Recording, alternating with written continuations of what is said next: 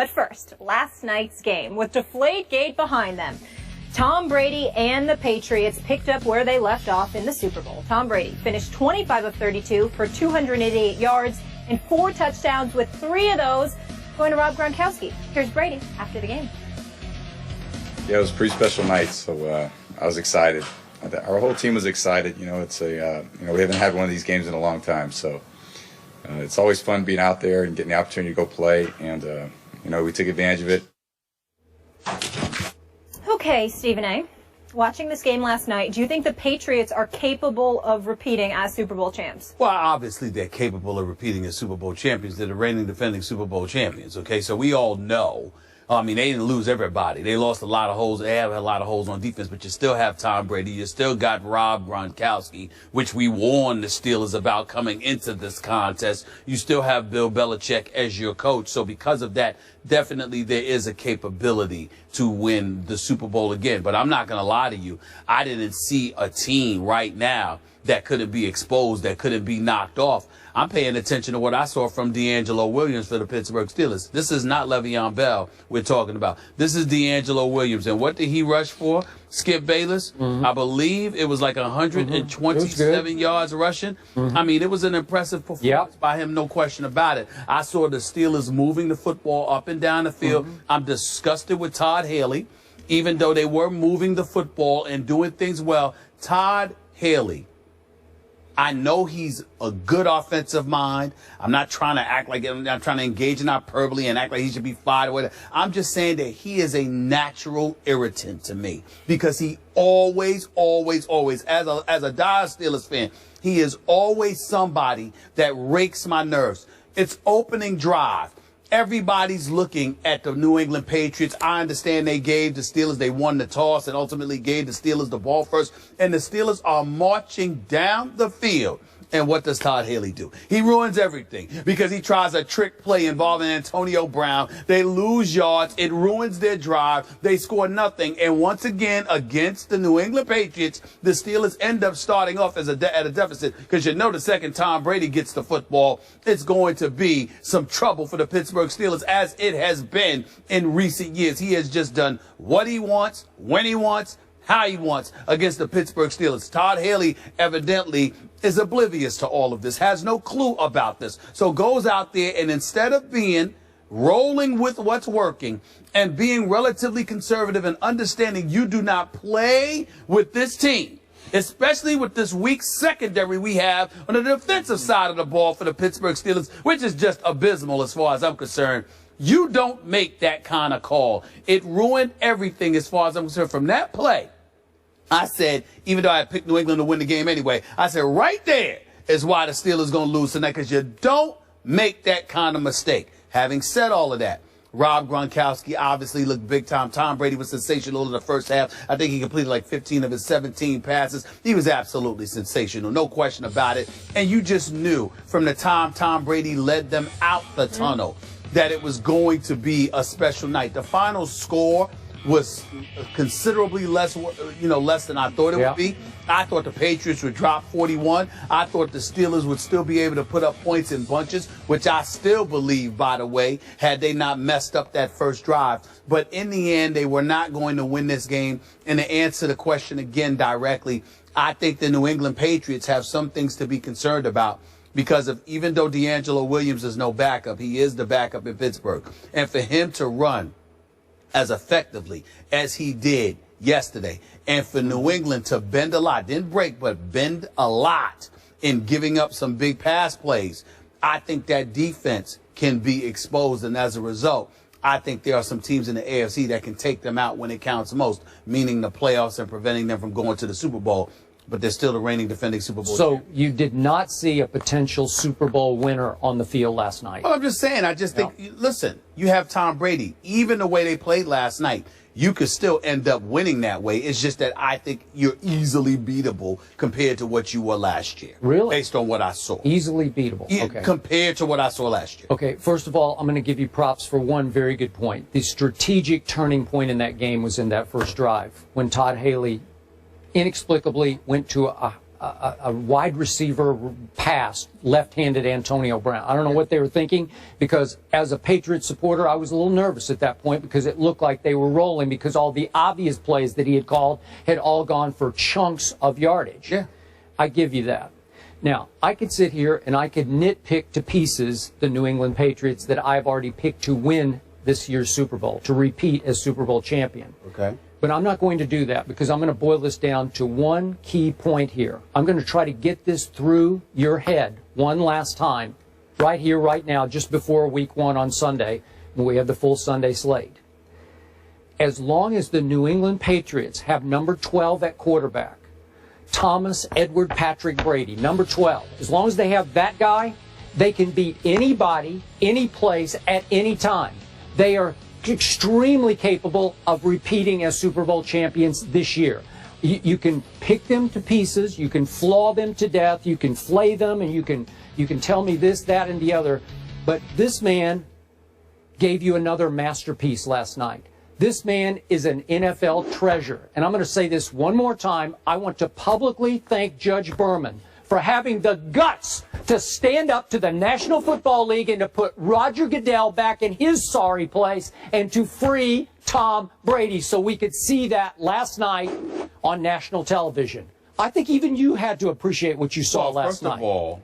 First of all, we all appreciate Tom Brady, the football player. There's no question about that. Secondly, I don't think it took the judge courage. He doesn't work for the NFL. He doesn't work for the Patriots. He doesn't work for... I thought he... Excuse me, he's a federal judge. The NFL had home court advantage in that case. No, they had home court advantage because the belief was that the courts are management friendly, which they are. But the judge itself, a federal judge, the league has absolutely positively no dominion over him. So it didn't take courage on the part of Richard Berman to sit there and usurp Roger Goodell's supposed authority and insert Tom Brady I think it took back into huge backbone. No, it did not. Yes, it did. Listen, you know it did. Not if you're a federal judge. Is all I'm trying to say. When the whole world is predicting that Roger Goodell is going to steamroll Tom Brady. But the whole world isn't the judge overseeing the case, nor is he a federal judge that has no obligation to the NFL. I'm just saying, you're throwing out the word courage. Okay.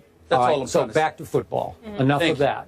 Thank you. You know, you can have your bad man, Aaron Rodgers. You can have Andrew Luck, as in Luck, first ballot Hall of Famer Andrew Luck. You can have them. Right here, right now, still the best quarterback in all of football is number 12, Tom Brady, at age 38. I'm sorry. He put on another show last night. Nobody can operate an offense more smoothly. 7 out of 11 he went on third down. Nobody throws a sweeter, nicer, more accurate, more catchable football than Tom Brady throws.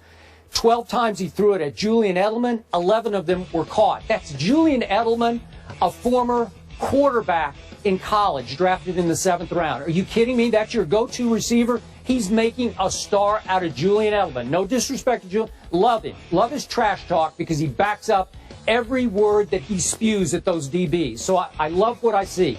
But do you realize the New England Patriots got away last night with starting 3 rookies in the offensive line, including an undrafted free agent from Georgia at center? That's right. They got away with it. It has a lot to do with who your quarterback is. It has a lot to do with who the Steelers' defense is now, too. You can make that case. You think? But how about little Dion Lewis has been out of football for 2 years, and he starts and plays the whole game for the New England Patriots last night. Little 5'9", 195-pound Dion, and I thought he was pretty good last night. Where do they find these people? How do they do this? It has a lot to do with who you have at quarterback, because you can always trust that Tom Brady's going to throw it accurately to somebody. And Gronkowski, by the way, has a monster now at tight end in Scott Chandler. A monster at about 6 feet 7 inches tall. You better look out. And all you teams that want to trash talk about, all you got to do is rough up Gronk at the line of scrimmage and you'll knock him off his... Are you serious? So I thought for a while the strategy was, we're trying to deke him here because we're not going to cover him. He thinks we're going to rough him up. We're actually not going to cover him. Are you kidding me? So he shredded them, oftentimes when nobody was covering him. So my point is, I told you yesterday, little Malcolm Butler, the Super Bowl hero, he is going to start turning into a star this year. And I thought, even though the numbers scream that Antonio Brown had a great game last night, 9 catches for 133 yards and the late touchdown, listen, Malcolm Butler played his little tail off last night. That's the hardest receiver to cover in pro football as far as just chasing him around. He had him in solo coverage. It seemed like 2/3 of the time. So Malcolm Butler, I thought, played very well last night. He showed you his ability. The problem is he just got to get his hands up and catch the football. He should have caught the last one or at least knocked it down, and a whole lot of people lost a whole lot of money because of that one throw into the back of the end zone with whatever it was, 2 seconds to go. Sorry about that, Brian. But the point is, that's just a little inside joke, but the point is, I know they have some flaws, but I saw the makings of another Super Bowl team that will start coming together, and I'm telling you, you shouldn't bet against this bunch. Well, I'm saying to you that let's not, get carried away simply because of the Steelers' defense. Let's call it what it is. Their secondary. I mean, you got Dick LeBeau, he's gone. Keith Butler's your new defensive coordinator. He and Mike Tomlin are supposed to have their fingerprints on this defense, but we haven't seen that yet. This is just the first game of the season. Okay, you got Ike Taylor. He's experienced. He's gone. You got Troy Polamalu. He's experienced. They're in transition. They're in transition. And everybody's talking about William Gay and, two of these boys and Timmons, and I'm just looking at them, Shazier and Jarvis Jones, and I'm just saying to myself, I need to see a defense that shows up. I didn't see a defense that was able to get to Tom Brady as much as you would like, considering the youth on their offensive line. I think they had got him twice. I think they got like a combined. I think they got like a combined 5. In terms of their starters. Yeah. Started about combined 5 games, for crying out loud. You look at the Steelers' defense; their secondary is abysmal. And the fact is that going up against that secondary, particularly if you're Tom Brady. Forget about the receptions by Gronkowski and 8 or 9 different receivers. Did you see how open these guys were last night? You see how many defensive assignments were missed? That's what I'm saying. Obviously, it's going to get better because a legitimate argument can be made that it can't get much worse. The Steelers' defense did not look impressive. Their secondary looked embarrassing. And because of it is why I don't think you can really judge what you're going to see from the Patriots. We can all predict that the Patriots are going to be formidable. They're the reigning defending Super Bowl champions, and they still have Gronk. They got Chandler. They've got Tom Brady. They've got Bill Belichick. You've got everything in place offensively. The Edelmans, the Amendolas of the world. Everybody's there. Not Vereen or Ridley, but pretty much everyone else is there. Defensively is where I think the Patriots can get exposed, because let me tell you one way there is to stop Tom Brady. How about keeping him off the field, which the Steelers were doing relatively successfully? If you keep Tom Brady was cussing at himself last year at Lambeau Field. Why? Because that bad man that he is, Aaron Rodgers, when it counted, didn't let him get the ball back and didn't give him an opportunity to get back on the field to save the day. That's what I'm saying to you. Certainly Tom Brady can be who he is, as effective as he is, as great as he is. But that's only when he's on the field. And in order to get him on the field, that defense has to show up. And they bended entirely too much against the Steelers last night, without Le'Veon Bell, without Pouncey to help protect Roethlisberger, without Martavius Bryant. So guess what? When you're going up against some other teams, particularly teams with a running game, you might be able to keep Tom Brady off the field. And that's a problem. Okay, last quick point. Are you ready now to buy into Tom Brady as the best quarterback in football? No. Why not? No. Even after that? Why? I think that Aaron Rodgers is about to play this Sunday. I didn't see Aaron Rodgers playing last night. You saw Aaron Rodgers playing last night? I didn't see him. I did not see Aaron Rodgers playing last night. That's a good question, because I did not see that. I watched the second half of the NFC Championship game at Seattle, and I didn't see Aaron Rodgers either. What happened? Come on, guys. Where was he? And I remember, maybe he retired. And I remember I don't the year know. before you said the same thing about Tom Brady. So what? So what? Tom Brady can have a bad AFC Championship game, but Aaron Rodgers can't have a bad NFC Championship game, which, by the way, was against the Legion of Boom. Against the premier defense in the NFL. The same Legion of Boom that got shredded by Tom Brady in the Super Bowl? You mean the same Legion of Boom where Richard Sherman was hurt, Earl Thomas was hurt, Cam Chancellor was hurt? You mean that defense? You mean they weren't hurt in the NFC Championship game? By the way, excuse me. They were already hurt. They were no. They got hurt then. They were really hurt in the Super Bowl before the game began. Oh, so they got hurt in practice before the Super Bowl? No, they got hurt in the NFC Championship. Thank you. Okay. So where was Aaron Rodgers in the second half? They got hurt. QBR of All I'm saying to you is that you're talking about Seattle. We talk about Seattle. There's no shame in Seattle. Don't tell us to rush. We talking. You know, you can't sit there and He's look at just Seattle. upset. I It's know okay. that. I'm just saying you can't look at Seattle and ignore the fact that they're an elite team. Can't do it. We're going to get into Seattle more later. Pretty quickly here, I think. You know, Yeah. I can't. I'm nauseated already. You kissing the Tom Brady's. Right? Forget Tom Brady. He has a tough Good. test, Stephen A. Good. Tough test next week against the Bills defense. Rex Ryan always plays him tough. We'll see him About to against find that team. out. Yeah. Let's- After last night, New England is now the favorite, Skip, in the AFC, according to Vegas. And I really enjoyed your trash talking on Twitter last night. Thank Equally you. I appreciate that. as amusing as it could. This next one,